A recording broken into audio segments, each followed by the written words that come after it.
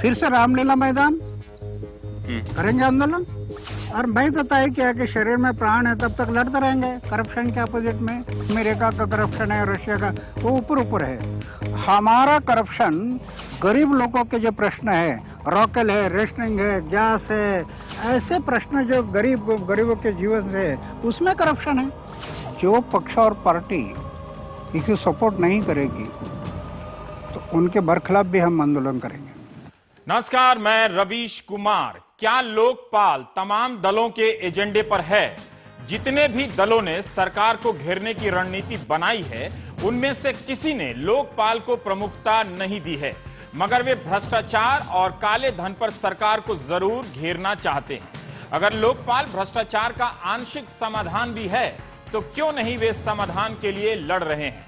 वैसे दलों का पूरा इख्तियार है कि अपनी रणनीति चाहे जैसे बनाएं, मगर भ्रष्टाचार पर घेरने जा रहे हैं और मजबूत लोकपाल बिल को लेकर सरकार की जवाबदेही नहीं तय कर रहे। यह बात समझ में नहीं आती है। आज संसद के शीतकालीन सत्र का पहला दिन था। शुरू होते ही कार्यवाही कल तक के लिए स्थगित हो गई। अगस्त से नवंबर आ गया। लोकपाल कानून से जुड़े लोगों पर लगे आरोपों का दौर आया और बना भी हुआ है। कानून को बनाने को लेकर स्टैंडिंग कमेटी की बैठकें भी होती रही हैं। शायद अंतिम रूप देने का काम हो रहा हो। सरकार की प्राथमिकता सूची में लोकपाल सबसे ऊपर है, मगर सवाल है कि लोकपाल होगा कैसा? स्टैंडिंग कमेटी की अंतिम रिपोर्ट से ही इसके रुख का अंदाजा होगा। मगर टीम अन्ना फिर से लोकपाल को बहस में लाने के लिए सक्रिय हो गई है। राजनीतिक दलों से मिलने लगी है। स्टैंडिंग कमेटी के सदस्यों से मुलाकातें होने लगी हैं। लोकपाल कैसा होगा, ये एक बड़ा सवाल है। स्टैंडिंग कमेटी की गतिविधियों के हवाले से जो खबरें आ रही हैं, उससे टीम अन्ना आशंकित होने लगी है। अभी लोकपाल कानून के ड्राफ्ट का अंतिम रूप सामने नहीं आया है, यह ध्यान में रखना होगा। इसीलिए लोकपाल से जुड़े कानूनी पहलुओं पर आज हम बात करने की कोशिश करेंगे, समझने की कोशिश करेंगे कि यह मुद्दा मसला क्या है। जैसे सीबीआई लोकपाल के अधीन नहीं होगी तो क्यों लोकपाल कमजोर हो जाएगा? ग्रुप सी और डी कर्मचारी लोकपाल में नहीं होंगे तो क्यों लोकपाल मजबूत नहीं होगा? 60 लाख केंद्रीय कर्मचारियों पर निगाह रखने के लिए लोकपाल बनेगा तो यह संस्था अपने आप में कैसे भयावह हो जाएगी? क्या संख्या के आधार पर लोकपाल का डर वाजिब है? क्या ग्रुप ए के अफसरों पर ही लगाम कसने से लोकपाल का मकसद पूरा हो सकता है? क्यों नहीं हो सकता है? क्यों एनजीओ और प्राइवेट कंपनियों को लोकपाल में नहीं होना चाहिए? सिटीजन चार्टर के अलग होने से लोकपाल क्यों कमजोर हो जाता है? क्या फर्क है मजबूत लोकपाल में और कमजोर लोकपाल में?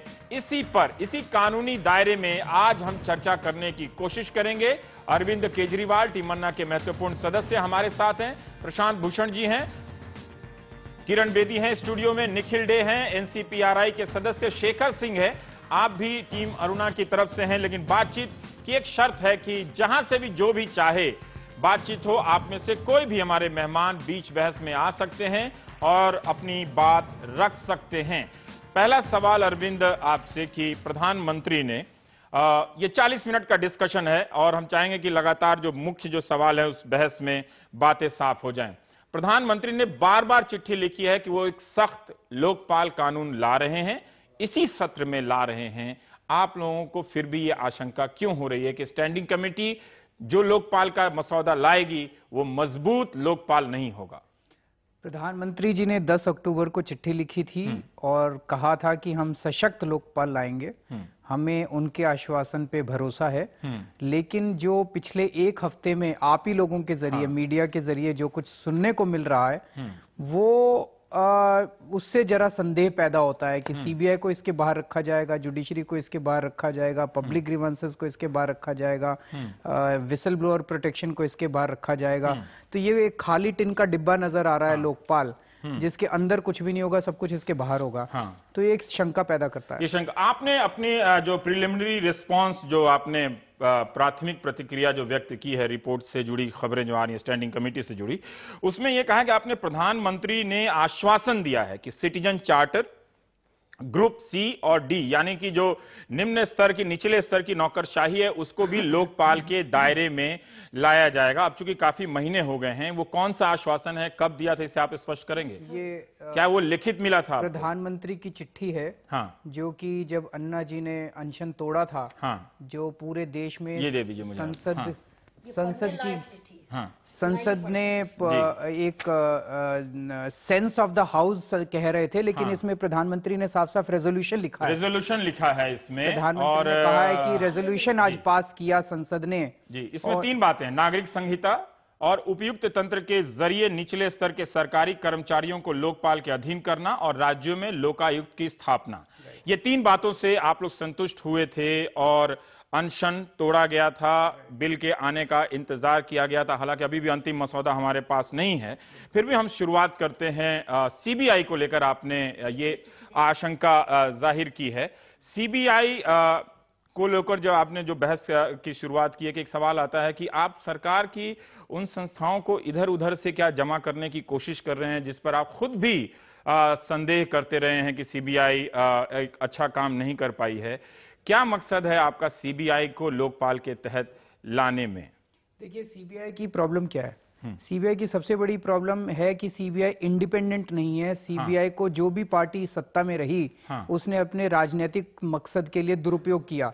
तो सीबीआई को इंडिपेंडेंट करना बहुत जरूरी है। तो इसीलिए लोकपाल जो बनेगा वो सीबीआई को लोकपाल की जांच शाखा, इन्वेस्टिगेटिव एजेंसी बना दिया जाए, ऐसा हम लोगों का कहना है। नेचुरल है कि सीबीआई को सरकार के चंगुल से हटा के लोकपाल के उसमें लाया जाए। जो सुनने में आ रही है खबरें, जो फिल्टर होके आ रही है स्टैंडिंग कमेटी से, वो ये है कि सीबीआई सरकारी दायरे में रहेगी, लोकपाल यहां रहेगा।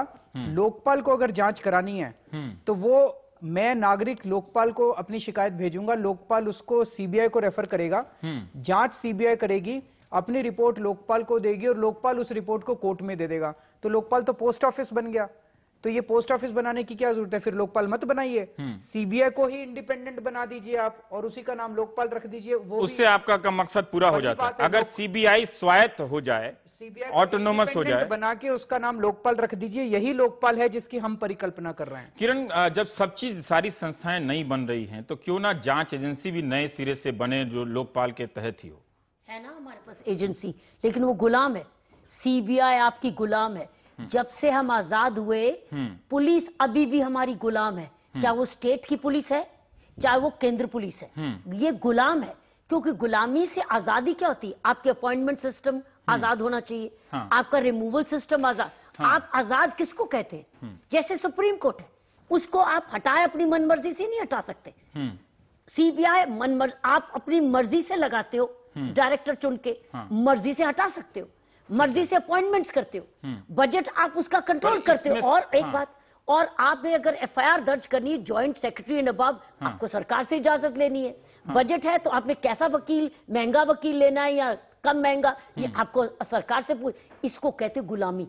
तो जब तक आप इसको आजाद नहीं करोगे, जैसे हमारी सुप्रीम कोर्ट आजाद है, जैसे हमारी सीएजी आजाद है, जैसे हमारी चीफ इलेक्शन कमिश्नर आजाद है, भगवान की दया से हमारी एजेंसी को भी तो आजाद एक दलील ये दी जाती है कि सीबीआई सिर्फ भ्रष्टाचार से जुड़े मामलों की जांच नहीं करती। जैसे मैच फिक्सिंग का मामला है, पिछले दिनों जब ये विवाद आया था तो सलमान खुर्शीद ने कहा था जैसे सत्यम घोटाला हुआ। तो सीबीआई को आप दो पार्ट कर दीजिए। सीबीआई का जो दूसरे मामले हैं वो सीबीआई करती रहे, वो सरकार के अधीन रहे जैसे आप करना चाहते हैं, लेकिन जो एंटी करप्शन पार्ट है सीबीआई का, उसको आप लोकपाल की इन्वेस्टिगेटिव विंग बना दीजिए। सीबीआई बनी एंटी करप्शन के लिए थी। असलियत में सीबीआई की शुरुआत बुनियादी एंटी करप्शन थी, वो बाद में बाकी चीजें जुड़ गई। तो एंटी करप्शन, या तो एंटी करप्शन विंग ले आइए लोकपाल में, ताकि लोकपाल खाली हाथ नहीं चले। लोकपाल के पास एक चलता हुआ एंटी करप्शन डिपार्टमेंट है। प्रशांत जी, अगर सीबीआई ना मिले और लोकपाल को वो सारे अधिकार मिले अपनी कोई एजेंसी बनाकर जांच करने का, तब क्या ये बात बन जाती है? अगर सारा एंटी करप्शन का जो इन्वेस्टिगेशन है, अगर वो सारा लोकपाल के तहत ले आया जाए तो सीबीआई को अगर छोड़ भी दिया जाए तब हमको उससे कोई खास आपत्ति नहीं है। अगर लोकपाल की इंडिपेंडेंट इन्वेस्टिगेटिंग एजेंसी अपनी वो बना सकते हैं और वही सारा एंटी करप्शन का इन्वेस्टिगेशन करेगी। सीबीआई ना देखे एंटी करप्शन का काम। सीबीआई के पास जितने एंटी करप्शन के केसेस हैं वो लोकपाल को ट्रांसफर कर दे और आगे लोकपाल की अपनी जांच एजेंसी और वो अफसर इधर आ जाए और वो एंटी करप्शन का काम सारा सीबीआई का ये देखें। सीबीआई आगे से एंटी करप्शन की एक एजेंसी होगी। एक गांव के अंदर दो पुलिस के थाने नहीं हो सकते। 2 थाने नहीं हो सकते। आप ये कह रहे हैं कि अगर सीबीआई भी उधर आजाद रहे और लोकपाल भी रहे तो 2 थाने बन जाते हैं। 2 थाने। हमने जोगिंदर सिंह से सवाल पूछवाए, इस शो में लाइव नहीं है क्योंकि वो इस विषय पर लिखते बोलते रहे। हम जरा सा सुन लेना चाहते हैं कि जोगिंदर सिंह क्या कह रहे हैं, उसके बाद सीबीआई की भूमिका पर शेखर आप भी बोलें और निखिल आप भी, और प्रशांत अरविंद आपसे चाहेंगे कि आप लोग और इस पर रोशनी डालने की कोशिश करें। जोगिंदर सिंह ने आज शाम को कुछ सवाल किए हैं। देखिए साहब, इसमें कई प्रॉब्लम आ जाएंगी सरकार के लिए और लोगों के लिए भी।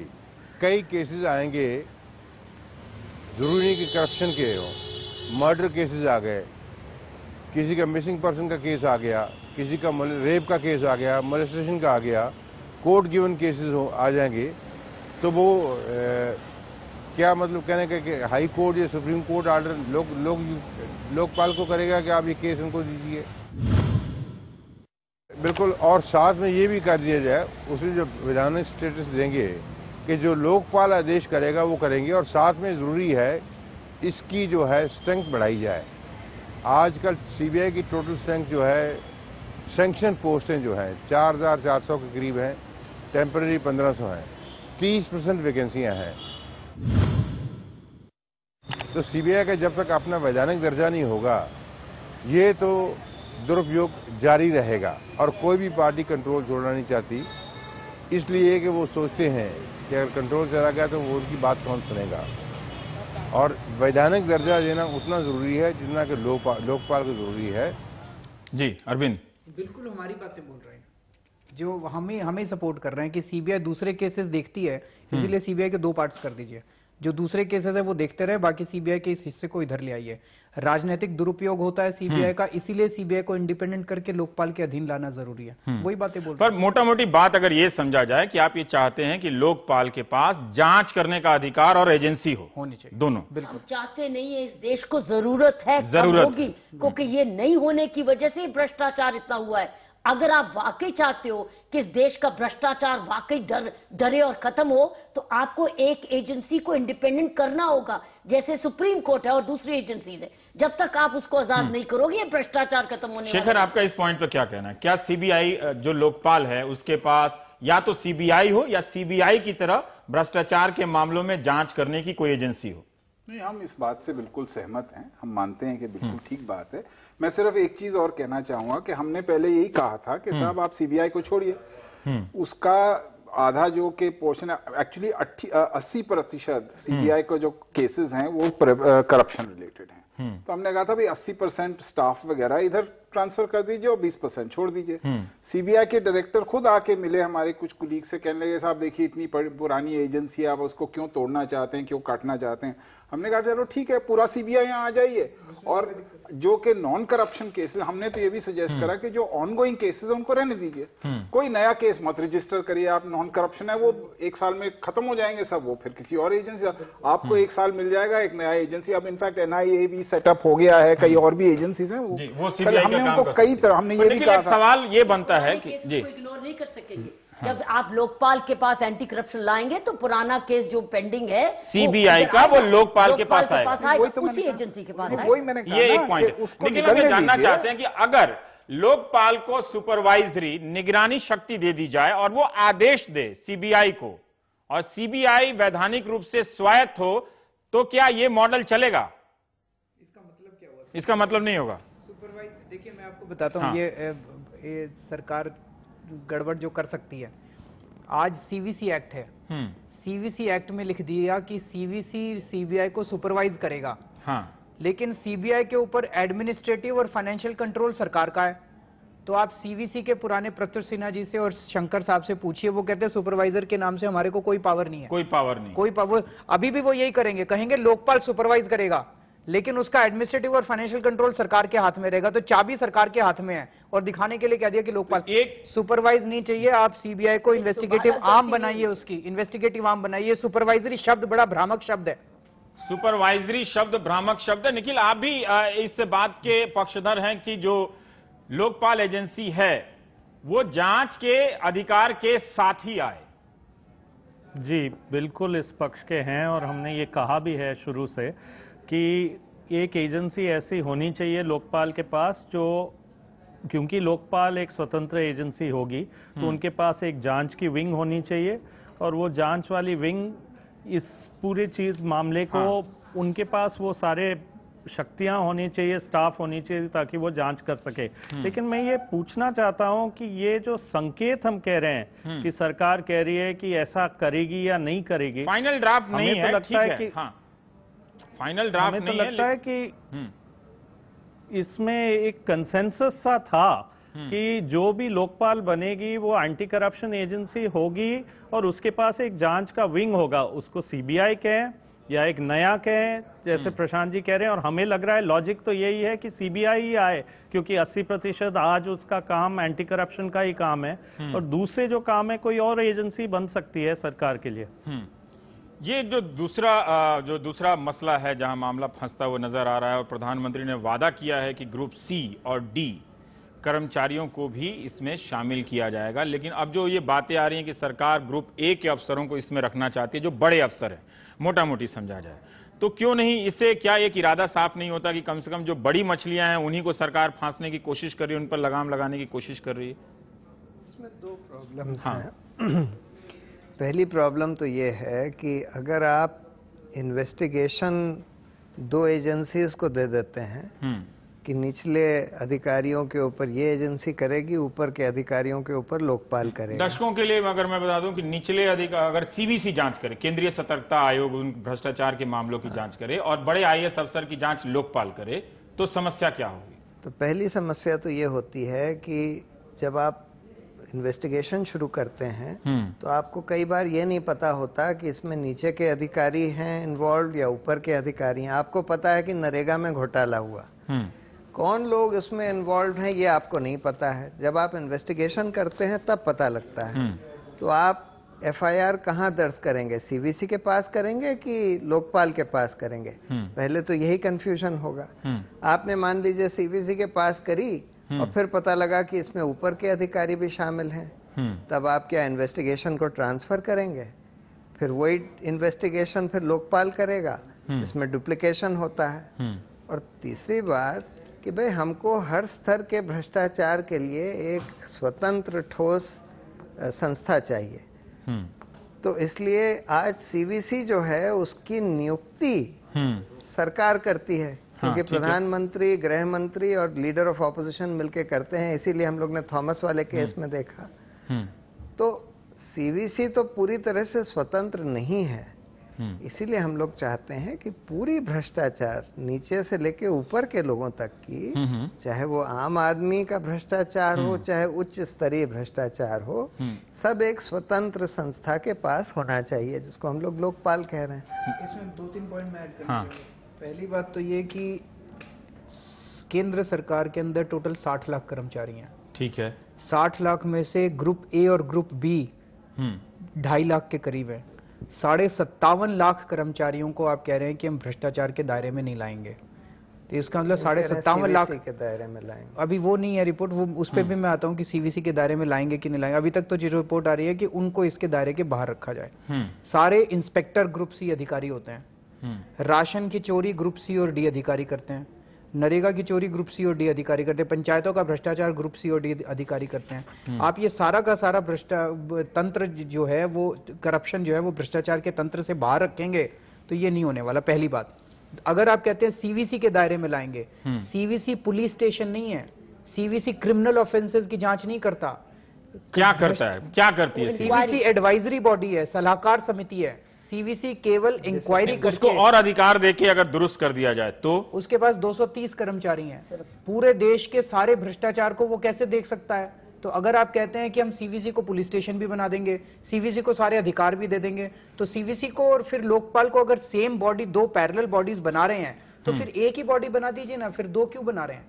सीवीसी आज 230 कर्मचारियों के साथ पुलिस स्टेशन की पावर ना होते हुए एडवाइजरी बॉडी, आज का सीवीसी काम नहीं कर सकता। आज का नहीं कर सकता। तो आप नई बॉडी एक तरह से तैयार करेंगे तो और उसकी कोई रूपरेखा नहीं है। उसकी कोई रूपरेखा, उसकी कोई चर्चा हुई जब आप स्टैंडिंग कमेटी में गए? कोई चर्चा नहीं है आज तक। तो आप सीवीसी एक्ट को अमेंड करने की भी बात नहीं हो रही है, तो आप इसी के दायरे में क्यों नहीं ले आते हैं? मतलब जैसा इन्होंने कहा कि मेन बात ये उठेगी, मेरे घर के सामने की सड़क टूट गई, मेरे को ये पता है भ्रष्टाचार हो गया, 2 दिन पहले बनी थी और आज टूट गई।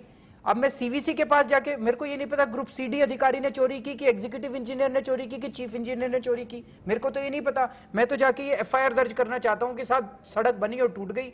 अब मैं कहां जाके करूंगा? सीवीसी कहेगा लोकपाल में चले जाओ, लोकपाल कहेगा सीवीसी में चले जाओ, मैं धक्के खाता रहूंगा दोनों एजेंसीज के बीच में। एक एजेंसी होनी चाहिए।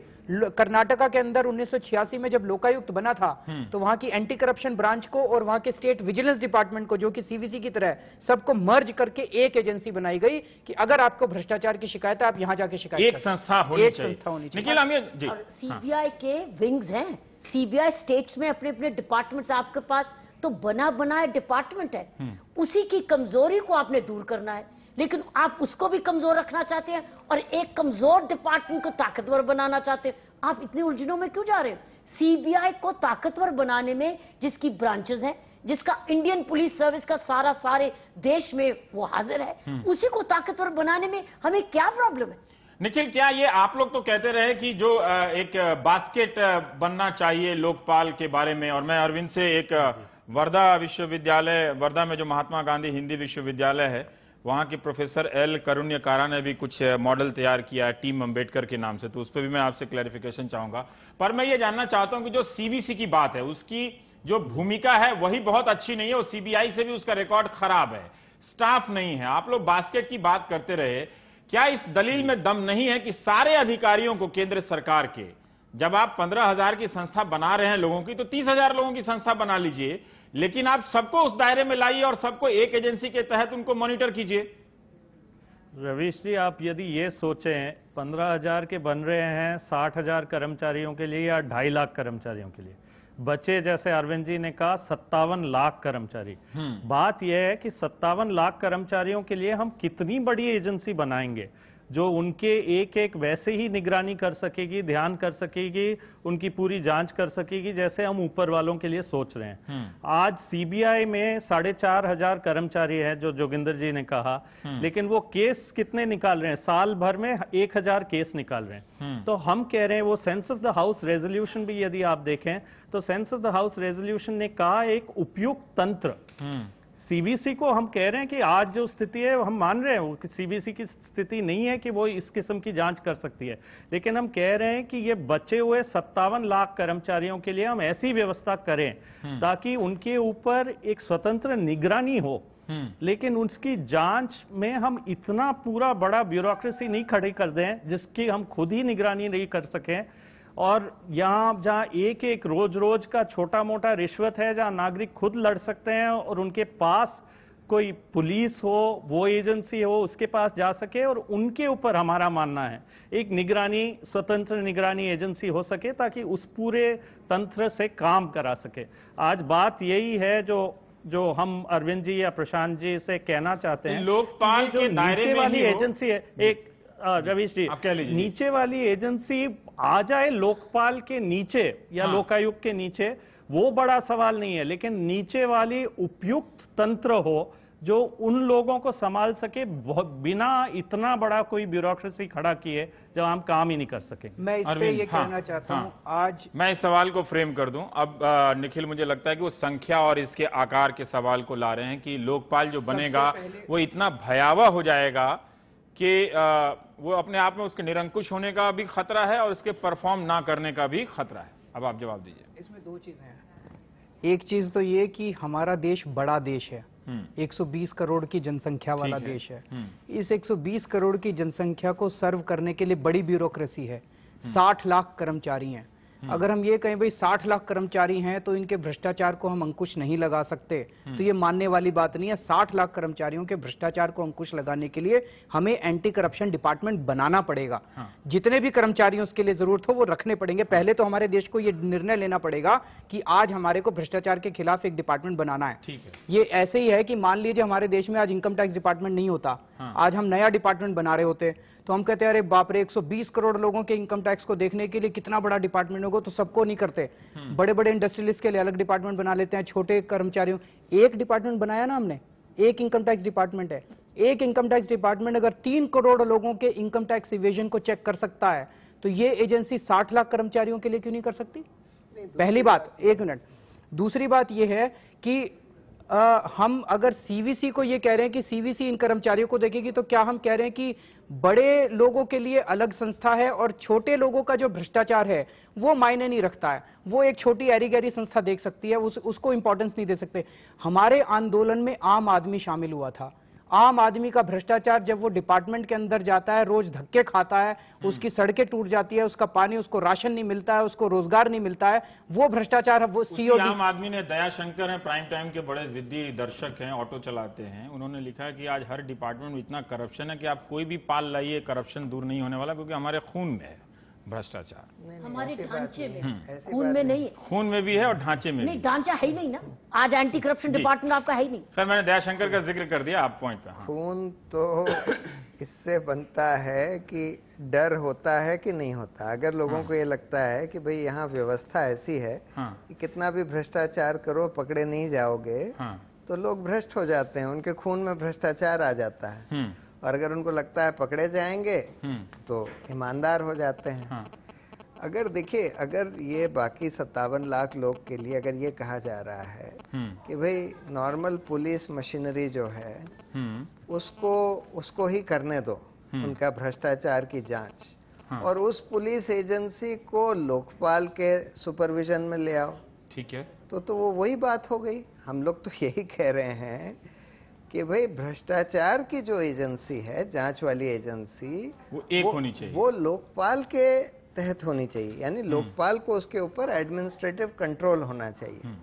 अगर आप ये कह रहे हैं कि सारी पुलिस का जो एंटी करप्शन पुलिस है उसका एडमिनिस्ट्रेटिव कंट्रोल लोकपाल को दे दो, तो ठीक है, हमको उसमें कोई आपत्ति नहीं है। एडमिनिस्ट्रेटिव कंट्रोल जो है एंटी करप्शन इन्वेस्टिगेटिंग मशीनरी का, वो लोकपाल के पास होना चाहिए।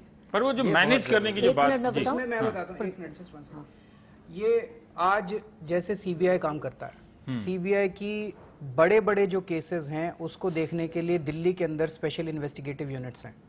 तो राजा का केस हो गया, सीडब्ल्यूजी का केस हो गया, बड़ी मछलियों के लिए वो निगरानी रखती हैं स्पेशल इन्वेस्टिगेटिव। ठीक है, जो छोटे छोटे केसेस हैं उसके लिए उनके रीजनल यूनिट्स हैं देश भर में, वो देखते हैं। तो इसका मतलब ये नहीं कि बड़ी मछलियां नहीं पकड़ी जाएंगी। उसी तरह से इनकम टैक्स डिपार्टमेंट में आयकर अधिकारी होते हैं। तो जैसे आपकी इनकम टैक्स की रिटर्न है, आप तो क्या ज्यादा चोरी करेंगे, इनकी रिटर्न है, ये सारे छोटे छोटे अधिकारी देखते हैं। लेकिन जो बड़ी मछलियां उनको पकड़ने के लिए अलग से इन्वेस्टिगेशन विंग होता है। तो अगर लोकपाल बनेगा जिसके तहत ये सारा तामझाम आएगा, तो वो छोटे छोटे करप्शन के लिए अपने छोटे ऑफिसर्स बनाएगा जो देश भर में होंगे, और बड़ी मछलियों को पकड़ने के लिए वो स्पेशल इन्वेस्टिगेटिव यूनिट्स बनाएगा। बात में अब दम है, जिस तरह से अरविंद समझा रहे हैं कि जो लोकपाल के लिए एक लोकपाल की बात करें, वो हवा से आइडिया नहीं आया है, वो सीबीआई के ढांचे में, वो इनकम टैक्स के ढांचे में है। सीबीआई के ढांचे में है कि वो बड़ी मछलियों के केस पे अलग विंग बना के निगरानी करती है, छोटी मछलियों के केस में अलग विंग बना के करती है।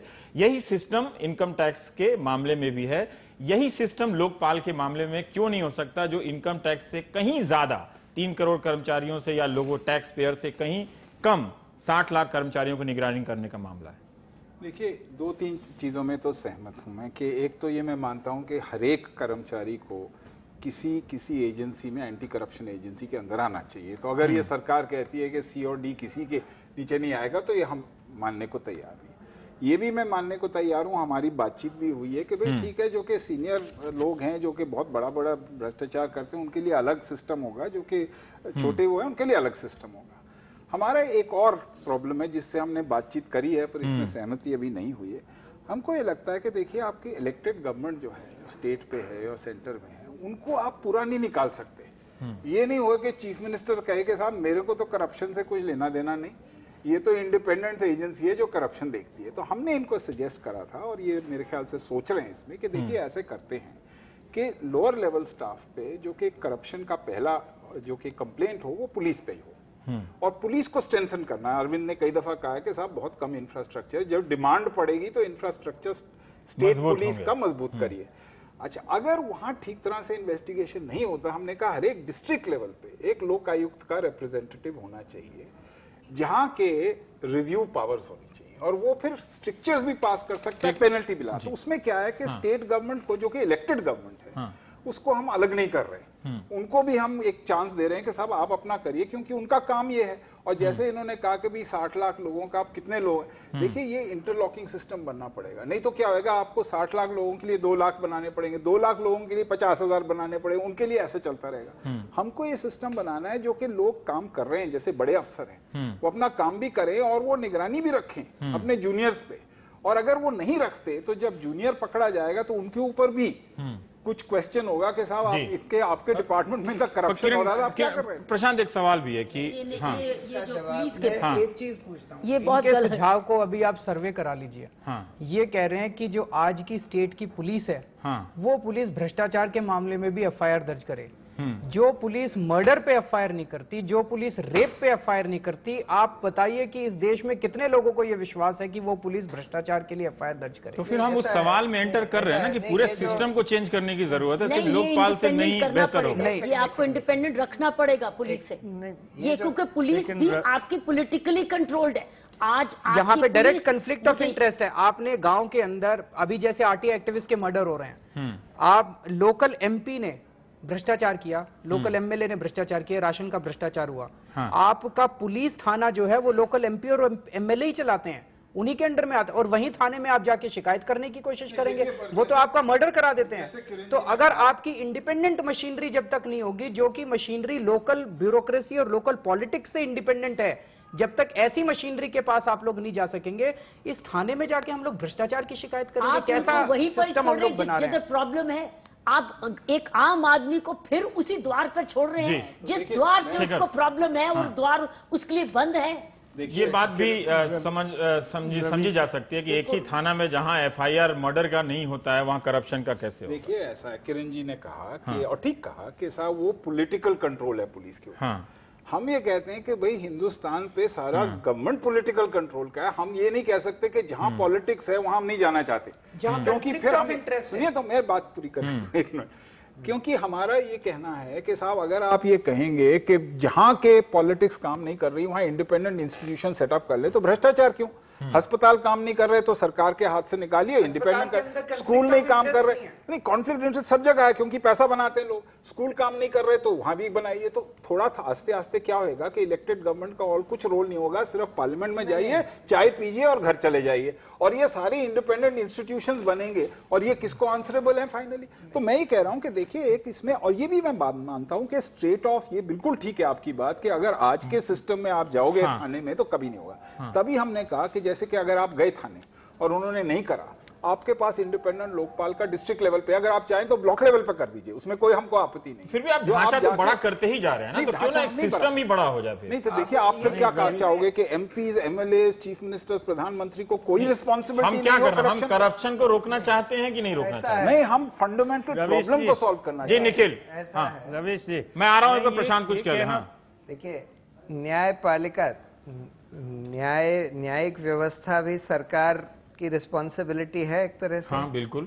लेकिन फिर भी न्यायपालिका को सरकार से स्वतंत्र बनाया गया और इस पर बहुत अहमियत दी गई। क्यों?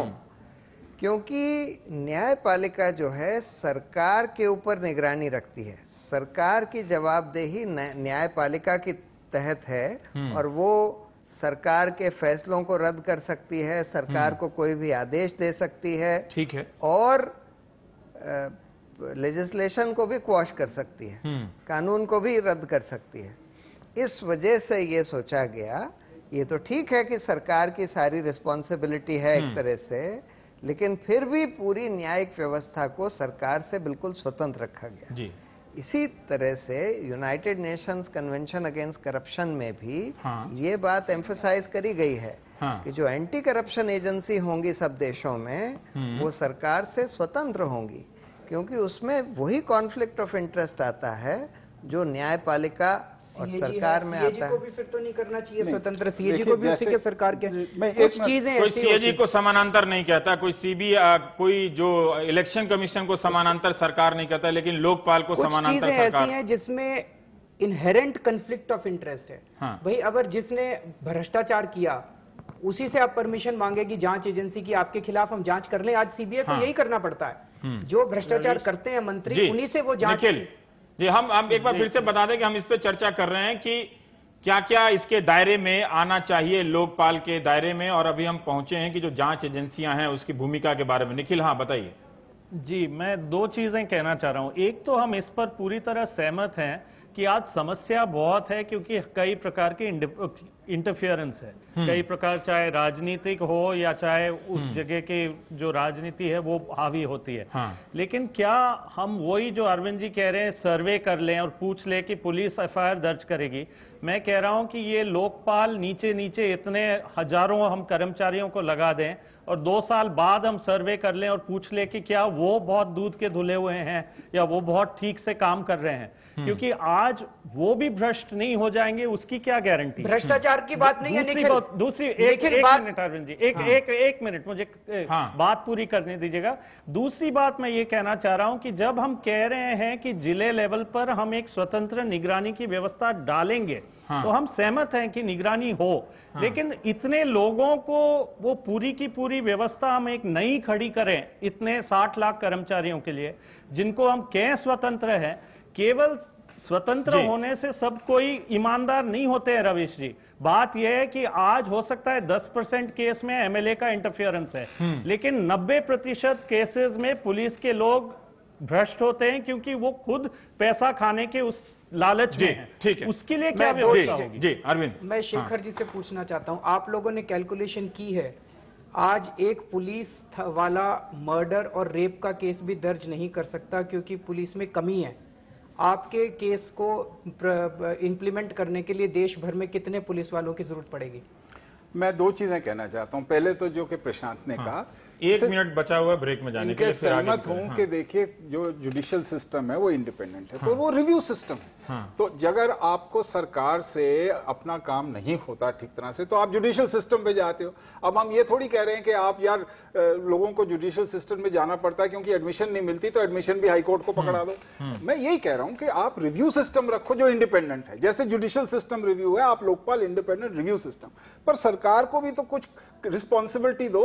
आप किस लिए फिर इलेक्शन करवा रहे हो? ये कैसे, ये बात क्या साफ होती है कि भ्रष्टाचार की जांच करने के लिए कोई नई एजेंसी बना दीजिए तो सरकार अपनी जिम्मेदारियों से क्यों आप कह रहे हैं? सरकार जो है, सरकार सीधे कंप्लेंट एक इंडिपेंडेंट लोकपाल या लोक आयुक्त के पास जाएगी, जिसका सरकार से कोई लेना देना नहीं। इनफैक्ट इनका जो सिस्टम है, तो वो चीफ मिनिस्टर कहेगा, वो कहेंगे साहब बहुत भ्रष्टाचार बढ़ रहा है, कि मैं क्या करूं, लोकायुक्त नहीं काम करता, मेरे नीचे तो है नहीं, मैं तो कुछ नहीं कर सकता, मैं ना उसको अपॉइंट कर सकता हूं, फेंक सकता हूं, मैं क्या करूं? नहीं, उसमें हटाने और नियुक्ति की तो प्रक्रिया है ना लोकायुक्त की, हम उसमें नहीं जाना चाहते हैं। बिल्कुल नहीं, चीफ मिनिस्टर नहीं कुछ कर सकता। इसका जवाब देता हूं, सरकार की जिम्मेदारी है ऐसा तंत्र बनाना कि भ्रष्टाचार कम हो, लेकिन अगर कोई भ्रष्टाचार करे तो उसकी जांच और उसको जेल भेजने की जिम्मेदारी तो अलग होनी चाहिए। ब्रेक लेना पड़ेगा। एक छोटे से ब्रेक के बाद हम आ रहे हैं। बहुत सवाल फंस गए हैं कि क्या लोकपाल बन जाने से, शेखर कह रहे हैं कि सरकार भ्रष्टाचार के अलावा जो जिम्मेदारी है उससे मुक्त हो जाएगी, या उसकी जिम्मेदारी है भ्रष्टाचार ही करने की। छोटे से ब्रेक के बाद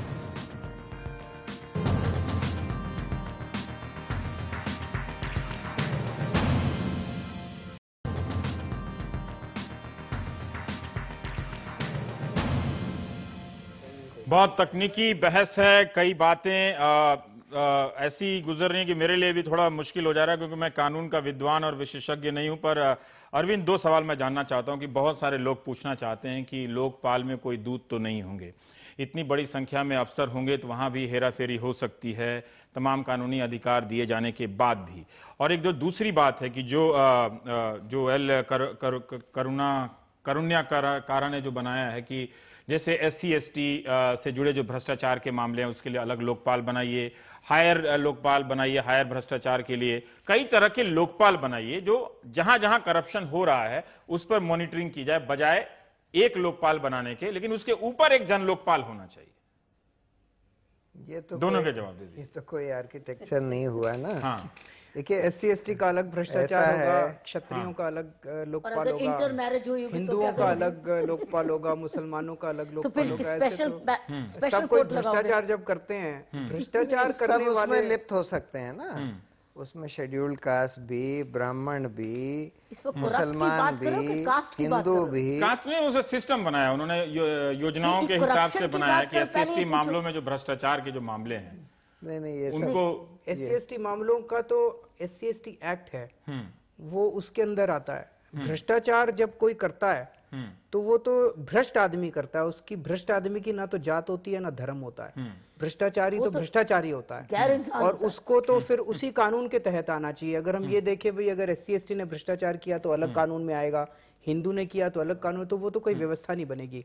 और मैं एक चीज जो भाई आपने कहा था कि ये दूध के धुले लोग कहां से आएंगे, सबसे पहले अगर हैं भी तो भी अगर ये ईमानदारी से नहीं जांच कर पाए, भ्रष्टाचार दूर नहीं कर पाए। हाँ, पहली चीज मैं आपको ये बता दूं कि आज हमारे पूरे देश में हम भ्रष्टाचार 60 साल से चिल्लाते रहे, हमने ये नहीं देखा कि आज भ्रष्टाचार के खिलाफ जो व्यवस्था है उसके अंदर इतना बड़ा वैक्यूम है। आज दिल्ली पुलिस में 85,000 कर्मचारी हैं, उनके लिए केवल 15 सतर्कता ऑफिसर्स हैं। आज उत्तराखंड में मुझे पता चला कि स्टेट विजिलेंस डिपार्टमेंट और एंटी करप्शन ब्यूरो को मिला के 4 या 5 टोटल कर्मचारी हैं बस पूरे उत्तराखंड सरकार के लिए। ऐसे ढेरों डिपार्टमेंट्स और वो सरकारें हैं जहां पे है ही नहीं कर्मचारी। तो पहले हमारे देश को ये निर्णय लेना पड़ेगा पूरे देश को कि भ्रष्टाचार के खिलाफ हमें एक डिपार्टमेंट चाहिए। 60 लाख कर्मचारी हैं तो उनको खुला नहीं छोड़ सकते, उनके लिए एक डिपार्टमेंट, एंटी करप्शन डिपार्टमेंट चाहिए, नंबर 1। नंबर 2, फिर हमें यह सोचना पड़ेगा कि ऐसा क्या करें कि इस एंटी करप्शन डिपार्टमेंट को ही भ्रष्टाचारी होने से बचाएं। तो कोई भी भ्रष्टाचार या ईमानदार पैदा नहीं होता, उसको व्यवस्था बनाती है। मैंने खुद देखा है, वही ऑफिसर जब रेलवे में काम करते हैं तो भ्रष्टाचार कर रहे थे, जब दिल्ली मेट्रो में आके काम करते हैं तो दिल्ली मेट्रो में 7,000 कर्मचारी हैं, वही बेस्ट दिल्ली मेट्रो देश की दुनिया की बना के देते हैं। तो अगर हम इस लोकपाल के लिए ऐसी व्यवस्था की बात कर सकें जो कि उसके अंदर वाले भ्रष्टाचार को होने से कम कर सके पूरी तरह से, तो इसके लिए हमने कई चीजों का प्रावधान किया है इस कानून के अंदर कि पूरी की पूरी कार्रवाई होगी। आप अपनी बात कहिए, मेरा एक सवाल भी है इसी से जुड़ा हुआ कि लोकपाल ने फैसला सुनाया, उस फैसले के खिलाफ कोई न्यायपालिका में चला गया, तो इंसाफ की प्रक्रिया जो लंबी हो रही है इसमें भी, जांच के मामले में और न्यायपालिका में जाकर वहां से भी, और वहां की उसकी गति की अपनी एक पूरी परंपरा है, प्रक्रिया है, सिस्टम है, जो देर है सो देर है वहां पर, ये इसको भी दूर करने का क्या उपाय है? और अपनी जो बात कह रहे थे आप, देखिए जांच जल्दी से हो पाए उसके लिए हम लोगों ने इस बिल में ही प्रावधान कर दिया है कि आपको जितने अफसर चाहिए हों ये इंश्योर करने के लिए कि जांच अमूमन तौर पर 6 महीने या ज्यादा से ज्यादा साल भर में खत्म हो जाए, उतने अफसर आप लगाइए। स्पेशल कोर्ट्स लगवा सकते हैं। कोर्ट्स में जो मामले भेजे जाएंगे भ्रष्टाचार के, उनको तय करने के लिए आपको जितने स्पेशल जज चाहिए हों उतने लगाने लाजमी होंगे। सरकार को और हाई कोर्ट को उतने स्पेशल जज प्रोवाइड करने लाजमी होंगे जो कि 1 साल, नॉर्मली 1 साल में वो मामले तय कर सकें। स्टे ऑर्डर, उसके खिलाफ आप अगर जुडिशरी में जाकर स्टे ऑर्डर ले लेते हैं लोकपाल की कोई तहकीकात की, तो हम लोगों ने ये भी प्रावधान उसमें रखा है कि या तो हाई कोर्ट 2 महीने के अंदर वो मामला पूरी तरह से तय कर दे, नहीं तो स्टे ऑर्डर अपने आप वेकेट हो जाएगा। अब रही बात ईमानदारी की कि लोकपाल के लोग कैसे ईमानदार होंगे, हम लोगों ने उसमें 4 प्रावधान रखे हैं उनकी जवाबदेही के लिए। पहली बात तो कि लोकपाल का सारा काम बिल्कुल पारदर्शी तरीके से होगा, उसके सारे इन्वेस्टिगेशन के डिटेल्स वेबसाइट पर डाल दिए जाएंगे तुरंत इन्वेस्टिगेशन खत्म होने पर। ठीक है। दूसरी बात, अगर कोई लोकपाल के खिलाफ कंप्लेंट हो तो आप कोई भी नागरिक सुप्रीम कोर्ट में कंप्लेंट कर सकता है। लोकपाल के अफसरों के खिलाफ कंप्लेंट हो तो आप कंप्लेंट चाहे लोकपाल में कर सकते हैं, चाहे इंडिपेंडेंट कंप्लेंट्स अथॉरिटीज बनाई जाएंगी उनमें कर सकते हैं। फिर उसका हर साल कंट्रोलर एंड ऑडिटर जनरल उसका एनुअल परफॉर्मेंस और फाइनेंशियल ऑडिट करेंगे, उसकी रिपोर्ट पीएससी को जाएगी। और उसके अलावा अगर किसी आपको लोकपाल के ऑर्डर से कोई आपत्ति है तो आप हाई कोर्ट में चैलेंज कर सकते हैं। एक तो बड़ा मसला आता है किरण जी, एनजीओ कॉर्पोरेट को लेकर आप लोगों के बार बार क्लैरिफाई करने के बाद भी दर्शक ये बात जानना चाहते हैं कि आप लोग एनजीओ को लाने के लिए वकालत क्यों नहीं करते, खासकर जब अभी विदेशी फंड के मामले में गृह मंत्रालय का भी एक नोटिस आया है। कॉर्पोरेट करप्शन को भी लोकपाल के दायरे में लाने की क्यों नहीं बात करते? एक नई एजेंसी वहां भी, या तो उसके लिए भी एक अलग लोकपाल का कोई विंग हो जो इनके करप्शन को जांच करे। देखो, एनजीओ, हम लोगों ने ये नहीं कहा कि एनजीओ को मत लाओ, हमने ये कहा है कि जो एनजीओ सब्सटैंशियली पब्लिक फंडेड है, गवर्नमेंट फंडेड है, वो जरूर कवर करेंगे क्योंकि वो गवर्नमेंट फंडेड है। नहीं, ये सवाल देखिए, ये सवाल जब आपका मामला आया, देखिए डाइवर्ट न करना, उसके बाद और बढ़ा है, इशू को डाइवर्ट मत करना, इस वक्त डाइवर्ट मत करना। एनजीओ का ही पूछ रहा हूं। एनजीओ के लिए हमने ये क्लियरली कहा है और हमें कोई ऑब्जेक्शन नहीं है कि जो एनजीओ सब्सटैंशियली गवर्नमेंट फंडेड है, जो सरकारी फंडेड है, वो तो जरूर आनी चाहिए। देखिए वो आनी चाहिए, बिल्कुल आनी चाहिए। जो सरकार से पैसा लेते हैं वो आनी चाहिए। लेकिन वैसे एनजीओ जो बाहर से पैसा लेते हैं, विदेशों से पैसा लेते हैं, एफसीआरए को उसके रूल्स में, रेगुलेशंस में आएगी, उसके अपने प्रावधान। आपकी बात से रवीश सहमत हूँ। हमारे देश में बहुत एनजीओज ने बहुत गड़बड़ की है, कंपनीज बहुत गड़बड़ कर रही हैं, लेकिन हर एक के अलग अलग कानून ऑलरेडी एग्जिस्टिंग हैं। उनको मैं आपके साथ बैठ के एफसीआरए एक्ट को दुरुस्त किया जाए, सोसाइटीज एक्ट को दुरुस्त किया जाए, ट्रस्ट एक्ट को दुरुस्त किया जाए। आज कॉर्पोरेट्स का भ्रष्टाचार सेबी के अंडर में जो आता है, हम ये नहीं कह सकते सेबी को बंद करके अब इसको लोकपाल काम करेगा। उसका रीजन है, देखिए अब सिर्फ 3 बाकी। जो भ्रष्टाचार सरकार जिसमें इन्वॉल्व होती है ना, उसमें तो आपको स्वतंत्र संस्था की जरूरत है। लेकिन जिसमें सरकार नहीं शामिल होती उसको भ्रष्टाचार नहीं कहा जाता, प्रिवेंशन ऑफ करप्शन एक्ट में भी नहीं कहा जाता। उसको आप कहते हैं miss appropriation of funds, fraud वगैरह, और उसके लिए चीटिंग, उसके लिए नॉर्मल कानून है, पुलिस है। उसमें कोई कॉन्फ्लिक्ट ऑफ इंटरेस्ट नहीं है।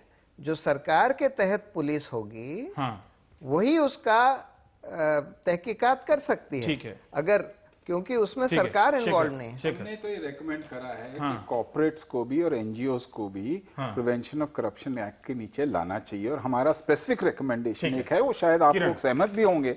कॉर्पोरेट को भी प्रिवेंशन ऑफ करप्शन एक्ट के तहत लाना चाहिए, और एनजीओ को भी। अब जॉइंट प्रोजेक्ट्स आने वाले जो करते हैं कॉर्पोरेट और सरकारी फंड में, क्यों नहीं आएंगी कॉर्पोरेट? क्योंकि सरकारी फंड से डील करती है, समझे। लेकिन जैसे एक सवाल है, जैसे सीएसआर है, कॉर्पोरेट सोशल रिस्पांसिबिलिटी का मामला, उसमें सरकार बहुत सारी रियायतें देती है कि आप समाज कल्याण के लिए कीजिए, उसमें अगर कोई घपला होने लगे तो हम कैसे फिर नियंत्रण? देखिए, और उसके दो चीजें, एक तो सरकार के साथ जो इंटरेक्शन है कॉर्पोरेट का, वो तो प्रिवेंशन ऑफ करप्शन एक्ट में आता ही है, वो तो लोकपाल के दायरे में आएगा ही, उसको मना नहीं किया जा सकता। लेकिन मान लीजिए रिलायंस के एक ऑफिसर ने एयरटेल से फोन खरीदने के लिए एयरटेल के ऑफिसर से पैसे ले लिए, ये प्रिवेंशन ऑफ करप्शन एक्ट का मामला नहीं है, ये लोकपाल के दायरे में नहीं आ सकता। सरकारी फंड, लेकिन रिलायंस ने मान लीजिए अगर सरकार से कुछ काम कराने के लिए रिश्वत दी तो रिलायंस का तो भ्रष्टाचार आएगा उसके दायरे में। ये हमने डिस्टिंक्शन करने की ये करप्शन की डेफिनेशन को एक्सपैंड किया गया हमारे ड्राफ्ट। लेकिन हम लोगों ने उनसे बोल दिया है कि अगर सरकार ये चाहती है कि भाई लोकपाल के दायरे में जो गवर्नमेंट, नॉन गवर्नमेंट एनजीओज जो हैं वो भी आ जाएं, तो आपको कोई दिक्कत नहीं, आपको कोई दिक्कत नहीं है, सारी कॉर्पोरेट को सबको डाल दीजिए। डायरेक्टर आकृति कह रही है बम्पर रोल कर देंगे, बम्पर वो जो प्राइम टाइम का घूमता है। उम्मीद है कि बहुत सारे सवाल इस कानून से जुड़े पहलुओं को लेकर और आपसे स्पष्ट हुए होंगे, कुछ उलझे भी होंगे। अच्छा है, आगे की बहस के लिए आप देख रहे थे प्राइम टाइम, देखते रहिए एनडीटीवी इंडिया। नमस्कार।